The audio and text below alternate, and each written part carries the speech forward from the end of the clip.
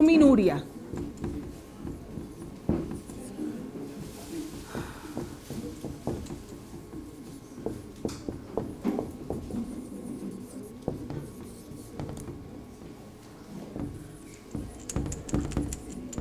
Entonces vamos a ponerle el número 1, el número 2, número 3 y número 4. Si les digo hay un estadio 5, este estadio 5 es una diálisis. Este estadio 4 es una insuficiencia renal. Es una insuficiencia renal. Esta diálisis ya es una... Diálisis es el tratamiento, quiero decir. Ahora les voy a explicar esto en qué consiste. Y esto ya es una insuficiencia renal terminal. Y la etapa 3 es... Aquí hay nefropatía diabética clínica.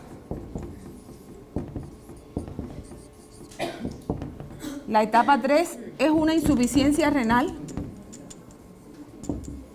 Etapa inicial, por decirlo.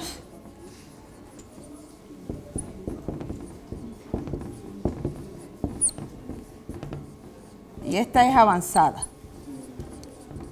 Bueno, entonces dijimos que estamos hablando de la nefropatía diabética y que tiene varias etapas. Entonces, la primera etapa es una etapa en la que, como vimos en el video, ustedes vieron que como el azúcar estaba muy alto en la sangre, entonces los riñones, para compensar eso, empiezan a trabajar más de lo normal y empiezan a botar mucho azúcar por la orina y a trabajar y a sacar un montón de sustancias tóxicas del organismo por encima de lo normal. Esta es la etapa que se denomina hiperfiltración. Habitualmente, si una persona se hace unos exámenes para el riñón, su función renal va a estar por encima de 100, por encima de 120, y eso se llama una hiperfiltración. Sus riñones van a estar trabajando por encima de lo normal. Ya esta etapa se considera que es la primera etapa de la nefropatía diabética. No es tan común que las personas vengan al médico en estas etapas, porque uno no se siente nada, es totalmente asintomático, porque es una etapa muy inicial. En esta etapa de hiperfiltración se puede presentar la microalbuminuria. La microalbuminuria, muéstrame una diapositiva que les traje porque me pareció... No importa que nos echemos para adelante y después nos debo esta imagen. Esta imagen es para explicarles qué es la microalbuminuria. Aquí estamos viendo el glomérulo, que es el que se filtra la sangre. Los riñones son nuestros filtros. Son los órganos que tenemos en nuestro cuerpo para que todas las sustancias de desecho que van en el torrente sanguíneo y que ya no necesitamos y que ya hay que excretar de nuestro cuerpo, se filtran por el riñón. Entonces, va la sangre, esto es la sangre, y esta sangre en los riñones se enmaraña, como vieron en el video que estaba toda enmarañada, y tiene otra estructura por fuera que es el colador. En esta etapa de microalbuminuria, lo que empieza a pasarnos es que esta sangre, el colador se le empiezan a abrir un poquito los huecos y miren lo que está pasando del otro lado. Está dejando salir proteínas de la sangre que deberían quedarse allí y empiezan a salir por la orina. Y eso es la microalbuminuria. Es esta proteína que iba en la sangre en condiciones normales y que los coladores empiezan a dañarse por el azúcar alto y empieza a salir las proteínas por la orina. Esto es la microalbuminuria. Pero aún en esta etapa de microalbuminuria, si nosotros modificamos los factores de riesgo, si nosotros bajamos de peso, controlamos la tensión arterial, no nos exponemos a medicamentos nefrotóxicos, tenemos niveles de azúcar bien controlados, esta etapa es reversible. Nuestro riñón puede volver a no dejar salir esas proteínas. Si después no lo logramos, quiero decir, los niveles de azúcar siguen altos, la tensión arterial sigue alta, no bajamos de peso y todos estos factores, fumamos, el colesterol alto, todas estas cosas juntas no se logran controlar, entonces se pasa a la nefropatía diabética clínica, que es otra etapa. En la nefropatía diabética clínica, habitualmente los pacientes están hipertensos. Es más del 50% de las personas que ya están en una etapa más avanzada, tienen hipertensión arterial. Y además, la botada de proteínas empieza a ser mayor, es mucho mayor. Y en esta etapa probablemente rara vez se logra revertir, se logra retardar. Todavía tenemos chances, si hacemos las cosas aquí bien, de frenar y no dejar que siga progresando.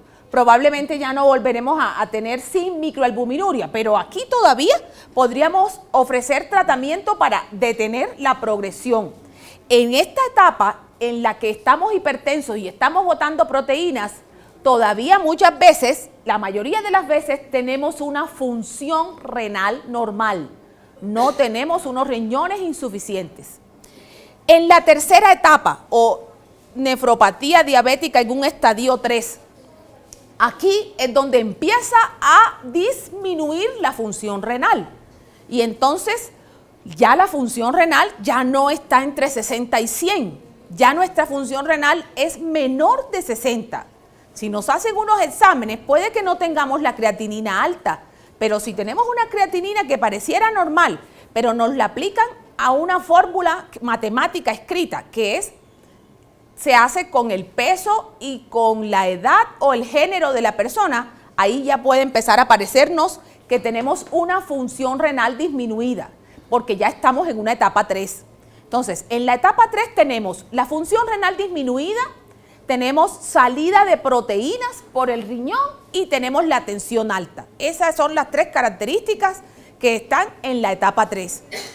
¿Qué se puede hacer en la etapa 3? En la etapa 3 todavía se puede detener o enlentecer la progresión de la insuficiencia renal.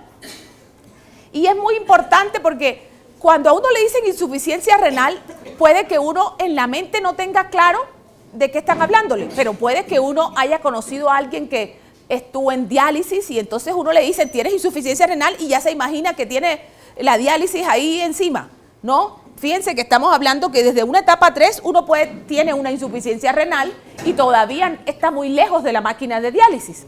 Todavía se puede hacer algo para no llegar a la máquina. En el estadio 4, en este estadio 4, la diferencia clave es que la persona ya tiene una función renal menor de 30. Menor de 30. Esta persona que una nefropatía diabética ya está en un estadio 4, tiene una insuficiencia renal avanzada y probablemente no se puede hacer nada para devolver las cosas hacia atrás y lo máximo que pudiéramos garantizar es tratar de enlentecerla o de mejorar sus condiciones clínicas, entre comillas, o de prepararlo para llegar de la mejor forma a la diálisis o a un trasplante renal. Porque aquí estamos hablando de una función renal que está muy disminuida, menos de 30. Y en la etapa 5 ya se llama una insuficiencia renal terminal o nefropatía diabética estadio 5. Esta persona probablemente es la persona que necesita un tratamiento con una diálisis. La diálisis se puede hacer de 2 formas. Se puede hacer una diálisis que se denomina hemodiálisis. Es una máquina que tiene unos filtros en las que la persona le colocan un catéter y el catéter saca la sangre por una vía, la manda a la máquina, el filtro de la máquina hace las veces que lo que hacía el filtro de nuestro riñón y por otra vía regresa la sangre ya filtrada por la otra vía del catéter a la persona. Entonces digamos que es como un riñón artificial. Esa es una forma de diálisis que se llama hemodiálisis, porque es la sangre directa que se está filtrando. Hay otra forma de diálisis otro método de diálisis que se llama diálisis peritoneal. Esta diálisis peritoneal se utiliza con un catéter que se coloca en el abdomen. Este catéter se conecta una vía que va a unas bolsas de líquidos que tienen unas concentraciones.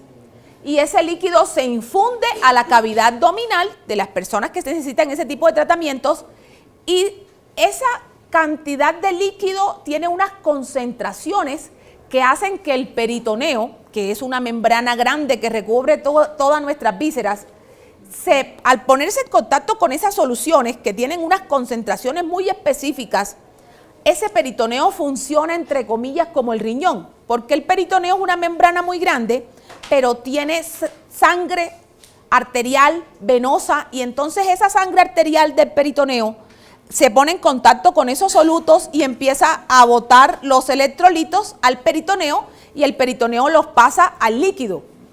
Y ese recambio se hace todas las noches si la persona se está haciendo una diálisis peritoneal. Esto funciona y filtra igual que la hemodiálisis. Esos son los dos tipos que tenemos de tratamiento. Y la otra opción es un trasplante renal.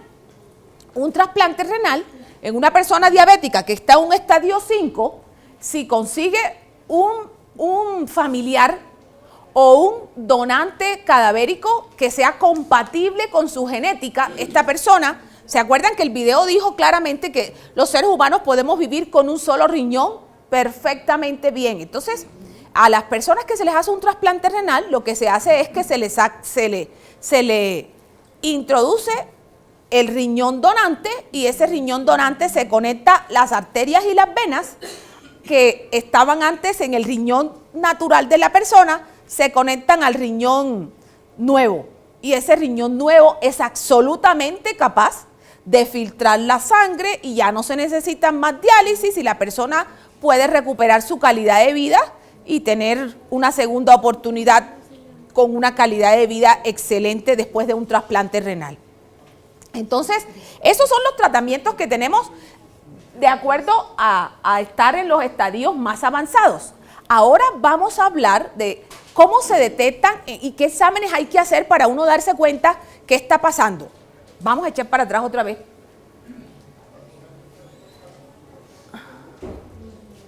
Listo, entonces, vamos para atrás, otra más. Es que, no, esa está para adelante. Echa un poquito más para atrás. No.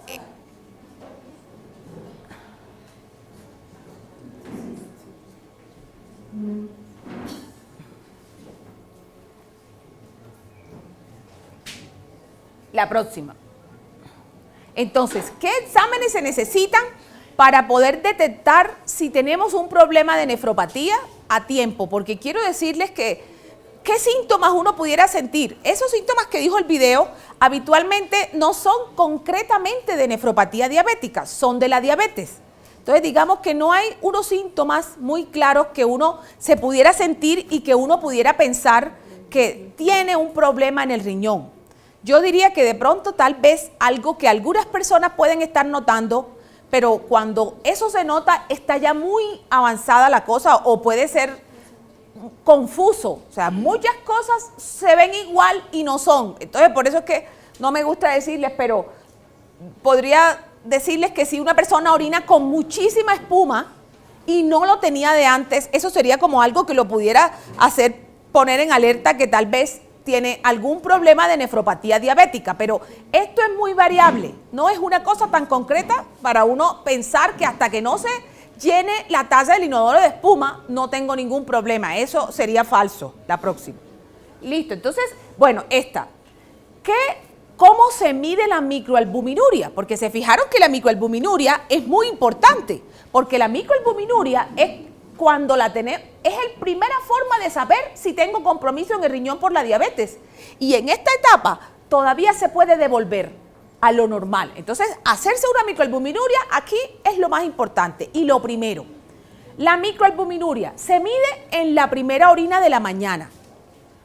Es muy importante que la muestra de orina que recojamos para la microalbuminuria sea la que pasó más tiempo guardada en la vejiga. ¿Por qué?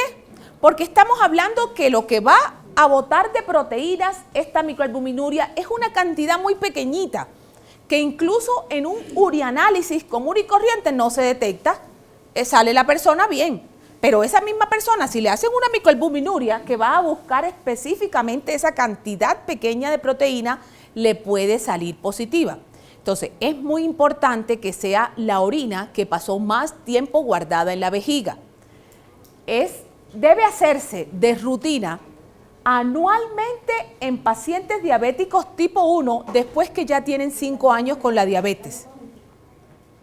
Después de 5 años con la diabetes, en los tipo 1, que siempre sabemos exactamente cuándo empezó, hay que hacer una todos los años.